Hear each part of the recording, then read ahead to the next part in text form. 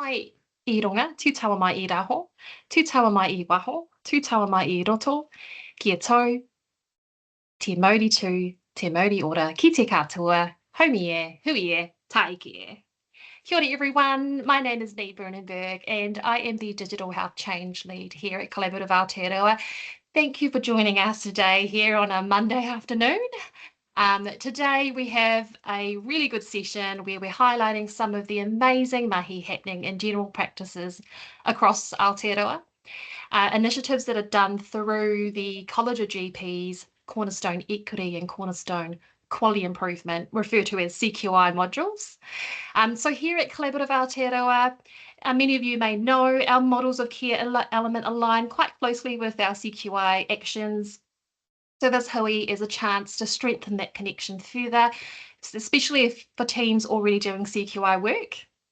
So if you're a practice on a CQI journey, we invite you to explore how your mahi aligns with models of care, and for our healthcare home practices, here's an opportunity for you to reframe your work in a way that fits within Cornerstone. So together, we hope to find ways to fit and lift and shift key elements to make CQI a more easier and more impactful space for you and your team.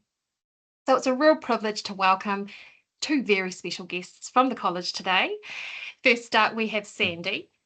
Sandy is the Manager of Quality Programs at the college, originally from the beautiful Ngāti, Fiji. Sandy brings an impressive background spanning clinical pharmacy, research, education, and governance. Sandy currently serves on the Pharmaceutical Society National Executive Committee and also chairs the Community Advisory Group for Fiji Heart Study. Her focus on equity and healthcare is something we deeply admire here at Collaborative Aotearoa, so thank you for joining us today, Sandy. Alongside Sandy, we've got Lucy. Lucy is also based in Wellington. Her key role is in the operational delivery of the college's Foundation and Cornerstone programs. Lucy provides cross-team advice to provide efficiency, and has a diverse background in policy, education, and libraries, I believe. So she's someone who gets stuff done behind the scenes to make quality improvement easier for practices and PHO teams. The presentation at our Ngā Hononga Ora conference last month was so valuable, we had to invite them back to this online hui today.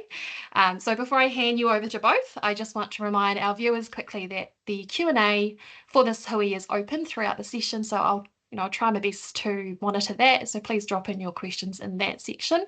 And today's recording will be available at our website, which is www.colab.org.nz. So that will be available usually within 24 to 48 hours. So without further ado, I'll hand you over to Sandy and Lucy. Kia ora, thank you so much, Neve. So kia ora koutou, ni sambula vinaka namaste, ko Sandy Pawan tōku ingoa. And I'm going to start sharing my screen, so just bear with me. All right, so just get started. As Neve said, we had presented back at the conference at Collaborative Aotearoa, and it's a pleasure to be able to be here again to talk about our CQI and equity modules. But before we start, it's just really helpful context in setting the scene for who general practice is, really. And this particular slide has a lot of numbers obviously on it, and a lot of you in the audience will be very, very familiar with, I guess, the operational aspect, because you feel really, really busy, and this is why. So if you have a bit of a sense of 1,000 general practices in the country, 4.9+ million enrolled patients, and delivering about 23 million contacts a year, and then practices of all sorts of shapes and sizes as well. And so whatever we do in general practice, we really need to do it well.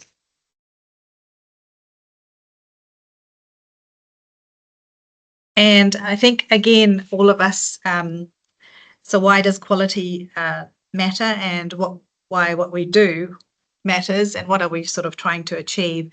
So just on this slide, again, sort of reminders for those of us who've been working in quality, and those of you who are will know that it really is the degree to which health services for individuals and populations increase the likelihood of desired health outcomes, and it is based on evidence-based knowledge.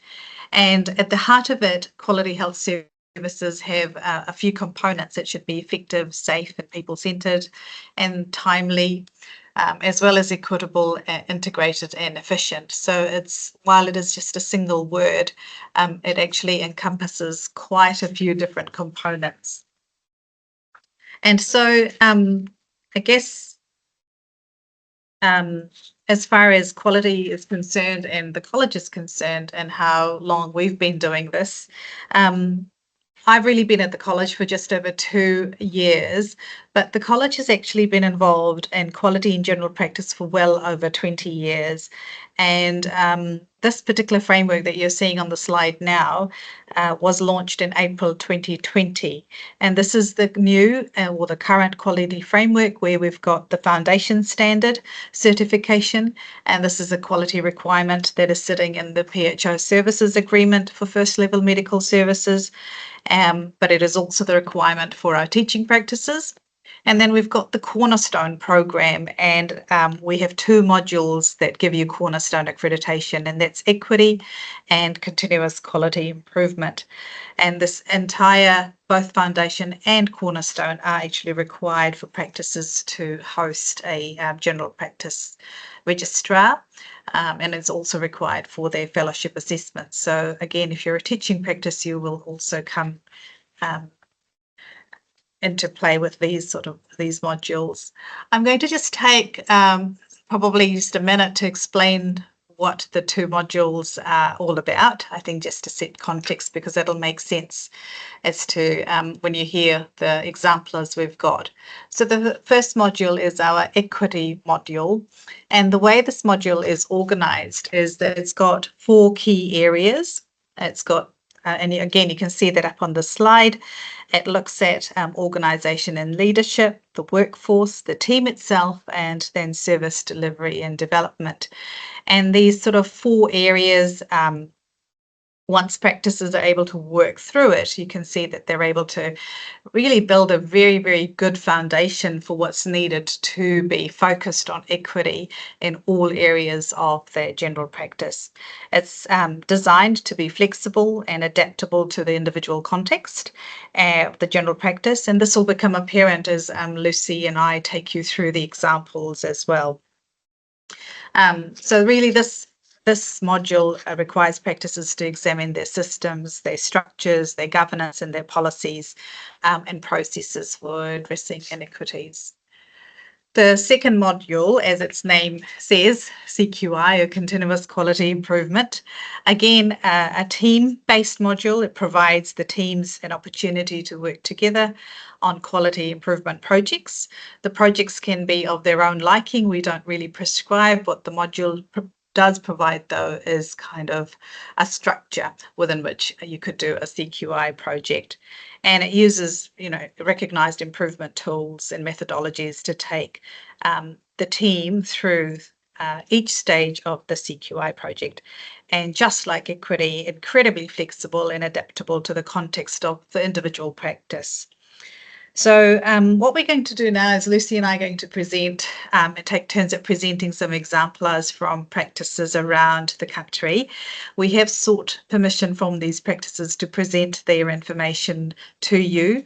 And I also think that if you recognise these practices or you're nearby them, go in and have a chat and talk to them and to see what their experience was like, and they can give you a hand in starting up if you haven't already.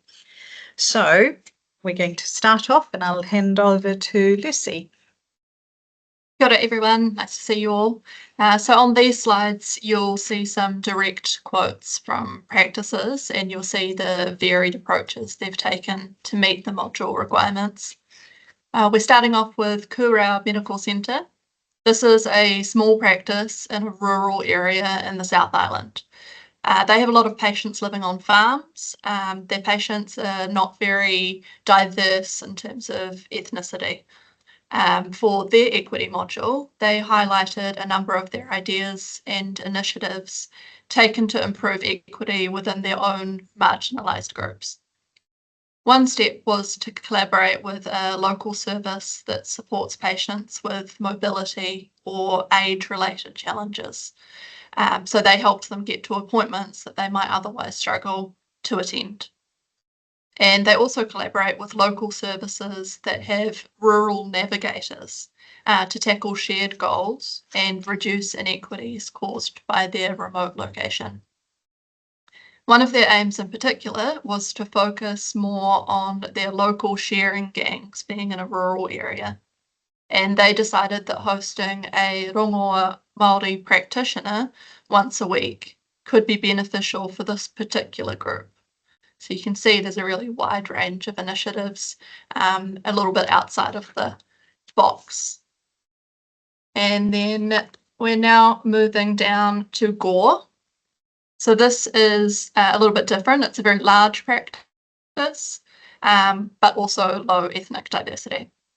They focus their equity efforts on the small number of Māori and Pacifica patients that they do have enrolled, as well as their patients from low socioeconomic backgrounds. So they're recognising that the barriers are greater for these patients. The practice used their funding to purchase continuous glucose monitors for patients with type 2 diabetes and poorly controlled HbA1c levels. They had 2 staff members trial the monitors to ensure that they met the patient needs. Additionally, the funding was used to upskill the team through training by clinical pharmacists, which allowed them to offer more personalised advice based on real-world experiences. By focusing on Māori, Pacifica and low socioeconomic patients, they considered the equity implications and barriers like cost and access. Their goal was to reduce the disparities in health outcomes between Māori Pacifica and non-Māori Pacifica patients. And as a result, the earlier interventions are now possible, thanks to improved detection, prevention and management of elevated HbA1c levels. And now over to Sandy. All right, we're on the tiki tour, so we're heading to Te Mata Peak practice for CQI. It's quite a large medical centre in the Hawke's Bay, and this particular practice through the CQI for their project, they recognised that actually there were really long waiting times for appointments, and this was a source of major sort of patient dissatisfaction. It's quite interesting, this particular practice. They introduced a intervention thinking that it will, address that problem, but they actually found a different benefit altogether. So they introduced a provider inboxing support training for nurses, which did release clinicians from some of the burdens of the computer work, and that they had hoped that this would result in a few patients reporting that the time taken to get an appointment would reduce. So that wasn't quite the outcome that they got, but what they did get was that the clinical directors, the clinical staff reported that actually through this provider inboxing support, they were able to save 1 to 2 hours a day on administrative tasks. And this unexpectedly had an incredible improvement on the mental health and well-being of the practitioners themselves. And so the inbox, so then they went, okay, well, the inbox system comes a valuable asset in having attracting new staff and actually embedding it throughout the practice. And so I guess they started off with a intervention that had a different outcome, but what they also, I suppose, discovered that was not the only thing that was going to help them with the first problem. So it would have helped them identify a CQI for perhaps the next project if they wanted to. We're going to go back down south again to Aspiring Medical Centre, which did a continuous quality improvement project as well. So this is a fairly large practice in Wanaka. 5% of their patients identify as Māori, and they set out to identify patients who are at risk of developing type 2 diabetes. So they really looked at their cohort of patients, particularly with Māori and Pacific ethnicity, who had been diagnosed with pre-diabetes. And you can see on the slide there, they took what they observed, the actions that they took, and what kind of support that they offered. And really their results were really promising. It showed an increase in the number of patients with a nominated GP for their care. So patients selected a GP to add to their file, and quite a noticeable sort of reduction in that HbA1c that was that had diagnosed, I suppose brought them to that pre-diabetes diagnosis. So another quite a varied but really interesting project there. Handing it back over to Lucy, who's going to take you to back up north again, so Gate Medical. And CQI again. This is just a small practice in Tauranga, and the majority of their population is Māori, Pacifica and Asian. And 25% of their population live in quintile 5 as well. So the high needs of their patients requires the practice's attention, but its small size allows the staff to deliver personalised care. And they achieved amazing results with their CQI module, which we're talking about here. So they observed that there was quite a low participation in their at-home bowel cancer testing program. And this was particularly observed in the Māori and Pacifica patients. So given that there's a higher risk of bowel cancer in that population, the practice decided to focus on improving these rates for their CQI project. To address this, they first secured some additional funding, and then they went on to identify the key barriers. So these included poor literacy, poor health literacy, a reluctance to test without symptoms, and some cultural concerns as well. They contacted eligible patients individually by phone, with a long-time employee who had a personal experience with bowel cancer leading those calls. And then if the patients were still hesitant, they got a GP to follow up. The campaign ran for 4 months and they had a really amazing result, a lot of success. There were a few patients left who remained reluctant. So they then had a staff member share a success story about a patient who had had polyps removed thanks to following up on those test results. And this approach then led to 11 more patients doing the test in the next 6 weeks. The practice also realised again that many of their patients were struggling with the literacy involved in doing the testing. So they enlisted kaiawhina to visit people's homes and they assisted them with the actual test instructions. And thanks to these innovative methods, 51 out of 68 eligible Māori and Pacifica patients completed the test. So amazing, significant increase in participation. And in the end, they only had 2 patients who declined. And then there were 13 who were ultimately found to be ineligible. So really incredible results for a little practice like that. And one more from me, we have Gain Health Centre. This is so a bit different. It's an urban practice and it's a medium-sized one.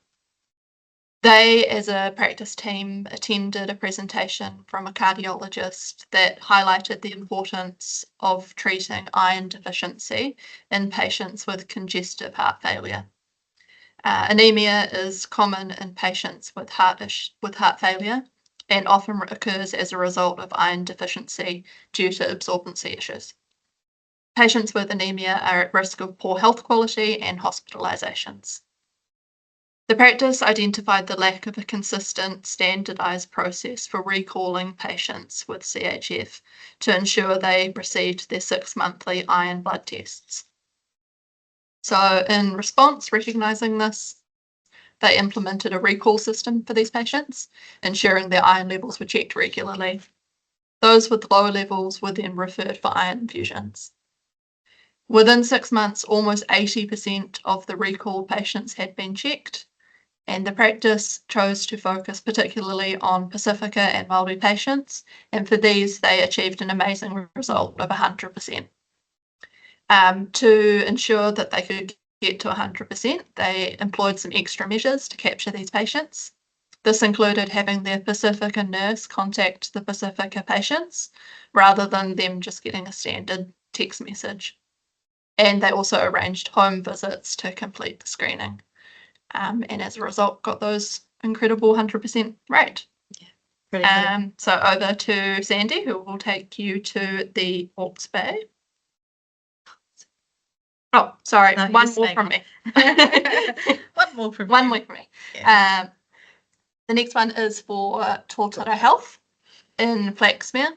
So 90% of Tōtara Health's patients are Māori Pacifica or reside in a quintile 5 area. So they recognise their unique position and they implemented many measures to improve equity within their practice. Their goals are reviewed through regular meetings, including bi-monthly clinical governance sessions focused on Māori health and equity, quarterly equity meetings with key stakeholders, PHO meetings addressing specific Māori communities, monthly directors meetings to track equity progress, and team discussions on clinical and equity targets. As well as this, they had some specific initiatives that they discussed within these meetings. So these included development of their Māori health plan, which they did with the local community, and Māori health advisors, as well as their own staff. The operations manager was collaborating with kaiawhina and health coaches to support Māori patients with long-term conditions. They implemented free doctor and nurse consultations for women aged 15 to 30. They had fortnightly training sessions on equity issues for all staff. They had 4 funded long-term condition appointments for Māori patients with type 2 diabetes funded. And they started a specific drive to attract Māori and Pacifica staff. So that's a long list of things that they contributed for their equity module, but showing how all of the little things add together to create amazing results.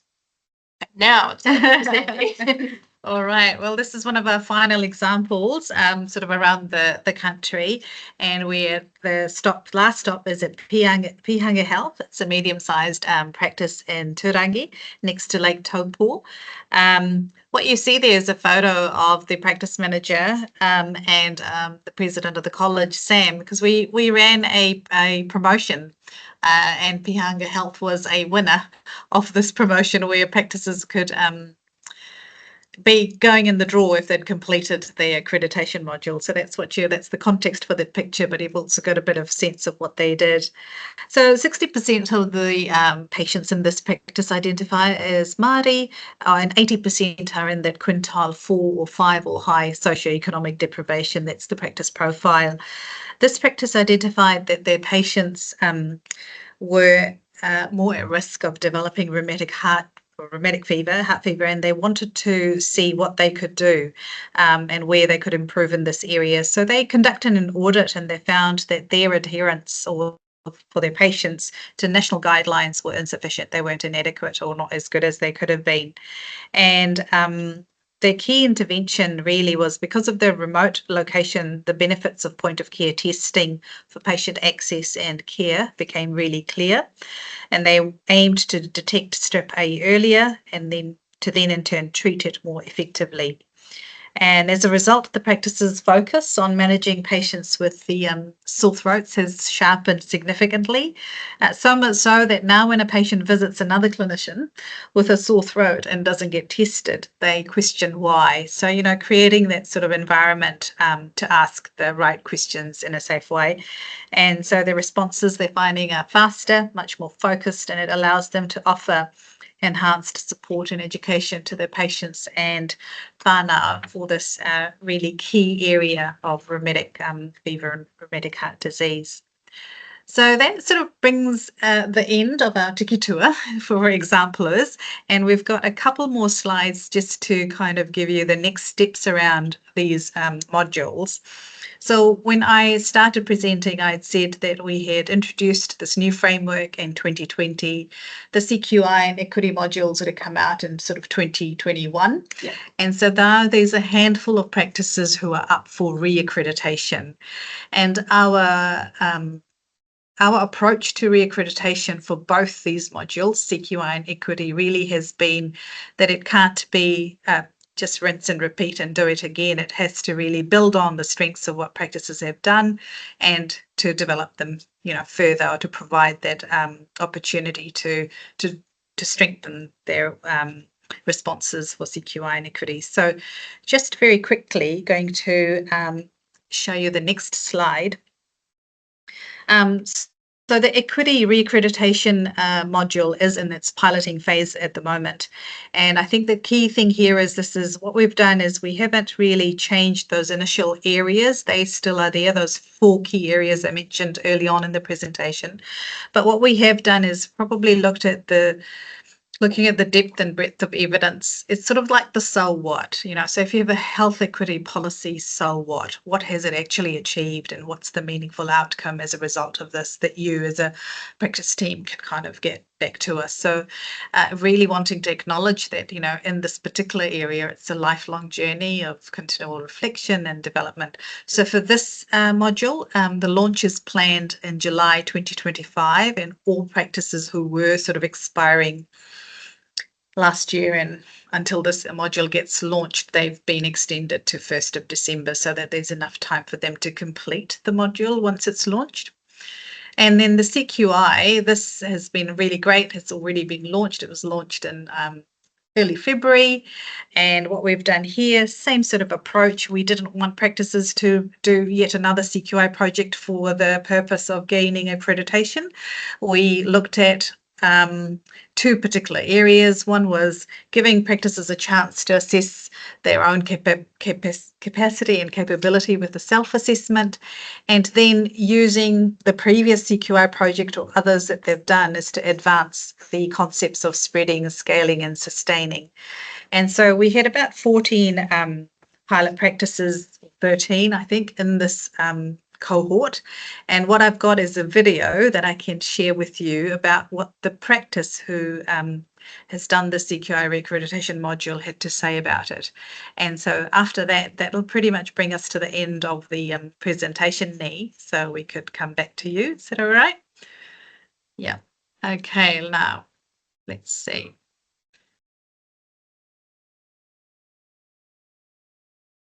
Well, while you're finding that video, I just want to mention a couple of key alignments that I mentioned earlier with models of care. A couple of things I've jotted down. It sounds like all the practices that you've highlighted have implemented, some form of patient stratification, taking that target approach to these projects, which is really amazing to see.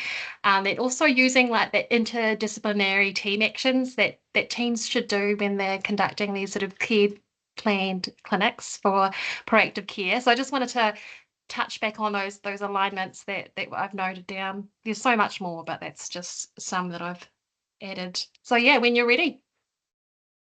Tina koutou katoa, ko Carol Fernandez toko igua. I'm the health manager at Best Care Whakapaihaura Charitable Trust. Our initiative was really focused around the needs of whānau attending our GP service. As you all are aware, GP appointments are 15 minutes. And because we have a good number of whānau that come in, especially mums with young kids as well as kaumātua, that are, husband and wife. 15-minute appointments and individual appointments have been quite difficult for them. We had a look at that and we thought we could actually offer whānau appointments, and we have a nurse practitioner working with us here. So we used our nurse practitioner to actually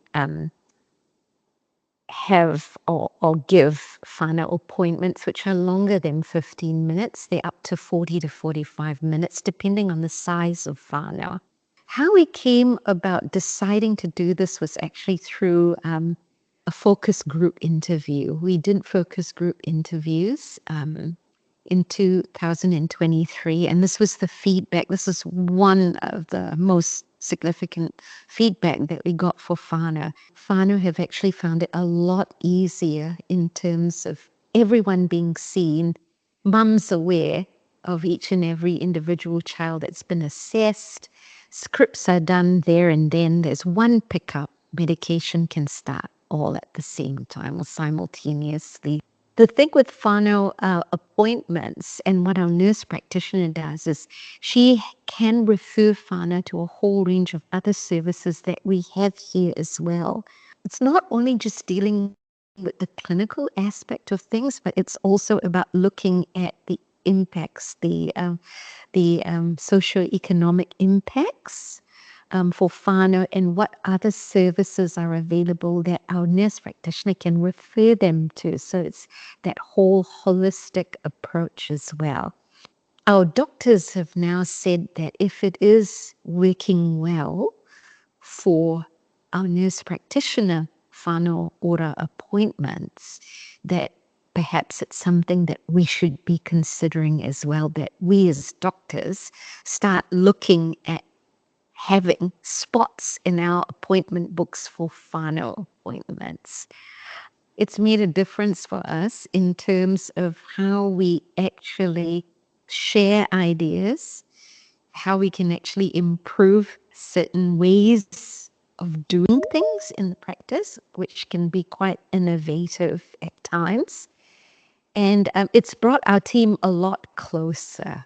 And I think a big aspect of CQI is getting team involvement, team participation, and making them feel like they actually own that decision, and that way you're going to get buy-in. And it was really, really good. It was a really good exercise. All right, so I think that brings us to the end of our section. Nee, so back to you. Oh, thank you so much. Such valuable insights and also such a wonderful celebration, I think, for all the Cornerstone mahi that you guys have been, supporting teams with. And I think it really shows the flexibility of the program, and I think a really good way to showcase what it can actually do. And we're at this point where I'm really looking forward to hearing the outcomes of it. So yeah, I do have a question in the Q&A. If anyone else has any other questions, please pop them in there. I'll try my best to go through before we wrap up at 3:45. So you've got about less than 10 minutes. But there is a question from Joy. She has a question, and wants clarity over what funding did Gore Medical use for their initiative? I don't know off the top of my head. I can probably find out and check whether they're okay with that being shared. If you let me know the details of the person who was asking. But Yeah, I don't know if it absolutely. was explicit in their particular project about the funding in particular. It just said funding in general, I'm pretty sure. Yeah, and funding could be any funding, right? It could be from Yeah. what they use in terms of access funding, or even the long-term conditioned funding, or any other funding that your quality plans may come out of. Yeah, that sounds fantastic. I do have a question around what's the feedback been since your 2020 launch of these programs? Yeah, I think your key date there is 2020 launch. I think anybody on the call, if we think back to 2020 and what was happening in New Zealand or elsewhere in the world, it's all a bit of a blur, isn't it? So we launched on April 1st, 2020 as well. So right in lockdown. yeah, Level 3 lockdown, I believe. yeah. So it has taken a while, I guess, for people to obviously come out of a major life event post-pandemic, and then of course work, general practice, to kind of go, what's the quality framework now? I think one of the key feedback is really, look, we've got the foundation standard, which is there for what it's doing, but the Cornerstone program has changed. It is now 2 modules, equity and CQI. And then in terms of the effectiveness or the relevance, or what does this yield, we've sort of shared a little bit into what the practices are finding benefits of, and the feedback has been great. I think the hardest or the most challenging thing most practices have found is to get started, because our data shows there's about 500 practices around the country that have actually purchased the module or they've acquired it, but only half of that number of practices have actually completed it in order to be accredited with it. So a lot of the times it's just about sort of getting started, and once you get started, I mean, Lucy will tell you, there's a lot of resources.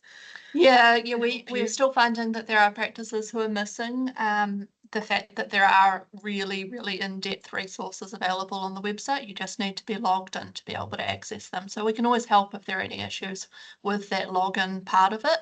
But once you're in there, the resources are huge and varied and constantly updated as well. So getting started is obviously daunting to the practices, but I think once they see that, and make that first step, it's not quite as challenging as it might appear. Yeah, I agree. There are some practices that probably already start their quality initiatives anyway, and probably has something that they can build on. Is that correct? And I know particularly with some of our healthcare home practices, they are doing, CQI actions already. It's about framing it in a way where it aligns with the program that you've got there as well. So I guess my next question here is, you talked about the support and resources that's behind the login. Um, are you looking at how regular do they, like, how do they get updated? Like, are they regularly updated, or is there something that gets communicated regularly that there are updates or there is an update, or do you wait for a general practice to sort of reach out first? We've done one large major update to the equity module, so based on practice feedback primarily and sector feedback.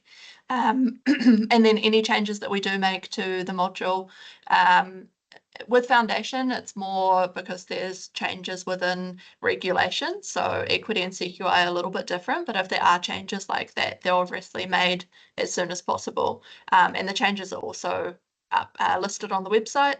And we have our pānui that go out to all practices about every 6 weeks.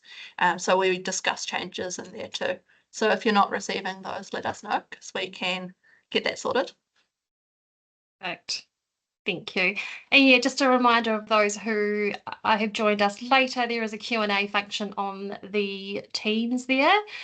Please pop them in. We've got a few more minutes left. I just have a question that's just popped up from Jenny. I just want to clarify further, we're about to embark on the CQI accreditation, and we're not to restart a new module, but build on what we did last time. Could you just clarify what you mentioned around the re-accreditation for CQI, Sandy? Okay, so I think if I think what that person might be asking is, so the CQI, to re-accredit for the CQI module, you don't have to do another CQI project. So that's where the difference is, because I think a number of people thought that you'll have to do another project. What we are asking you instead is actually just look at your CQI. This accreditation module asks you to look in two areas. The area that's to do with the project is if you've done a project before or very recently, you've got the reaccreditation module asks you to think about how do you spread it, how do you scale it, and how do you sustain that improvement going forward. So those are the concepts that are built in. And then the second part of the CQI reaccreditation is a self-assessment of the team's capability and skills. So how well is the team equipped to keep sustaining CQI? So two very simple indicators, really. And just to add to that, there's not a requirement to do the pre-assessment form, which is something that they would have done for the CQI module. That's a question we've had a couple of times lately. And also just to clarify that the CQI reaccreditation module is not an update or replacement of the CQI module. If you haven't completed the CQI module, the initial one, then that's what you start with. Yeah. Great answer. So no need to do the pre-assessment outline form if you have already done the CQI module. That's a step you would skip. I didn't know that. I'm glad I've learned something. And they just have to focus on the methodology and how your team has worked on it. And I guess that supports what you were saying earlier as well, is that even if you have a project that you use a methodology on, it doesn't actually work or the outcome isn't the intended outcome, it's the methodology that's important. Is that correct? Yeah, absolutely. Yeah. So I think all you have to do all you have to do, as I say, but from our end, the module is available for purchasing, the reaccreditation module. And once you've purchased it, again, just like before, you get all the resources that are sitting behind it and the support that you need behind it. The assessment has stayed the same, as in it's an online assessment. It's not a site visit or anything like that. The assessor may, though, contact the practice again and talk to key individuals as they're verifying evidence, but it is a lot simpler. And the pilot feedback has been fantastic as to how useful but simple it has been as well. Yeah. And the CQA reaccreditation module assessors will be available very soon on the directory, so you can search for them as you did for the CQI module assessors. Oh, wonderful. Thank you. Now we've got time for one last question before I wrap up for karakia. We've got a question from Carol. How does the college work with PHOs to share information? For example, QI or equity plans to avoid duplication of plans and any additional paperwork for practice managers. There was a lot in there. So maybe the first part around how do we work with PHOs? We work with PHOs quite regularly on just generally the quality programs. With respect to specific CQI initiatives that PHOs run, our advice really has been is actually if as a PHO you're requiring your network of practices to run CQI projects, encourage them to utilize that project as part of and as for this module, the CQI module, because you're not then having to duplicate your data again, your aim again, your results, your interventions, etc. And whatever you've used in that project, you've got to present in this module using the, I guess, the assessment tool we've got. Yeah, That's pretty much and it. that's always been our message Yeah. for the PHO, so we work with really closely. Yeah, that's one of the reasons also we don't prescribe where your CQI project should be and what it should be. It really should be local needs, and then I guess it gets to the PHO level, then it becomes a little bit about the region and where you're wanting to focus. But there really is no desire of the college to make sure, to make practices duplicate effort, because there is no time to do any of that. Yeah. Yeah, no, there isn't, definitely no time at all. Well, thank you so much, Sandy and Lucy. What a rich conversation, and I do hope that, we will continue this kōrero in the future. So I just want to thank you again for your time and sharing your Monday afternoon with all of us. I will have this recording edited a little bit for our channels online later on tomorrow. So I'll close up with karakia and I will wish you farewell. Thank you. Thank you. Yeah, no worries. Ko ranganui I tēnei, ko papatuanuku I te koto nei. Kia tau te rangi Māori, ki runga I tū tātou mahitahi, haumi e, hui e, taiki e. Ka kite katoa, and thank you so much. Kia ora, thank you very much.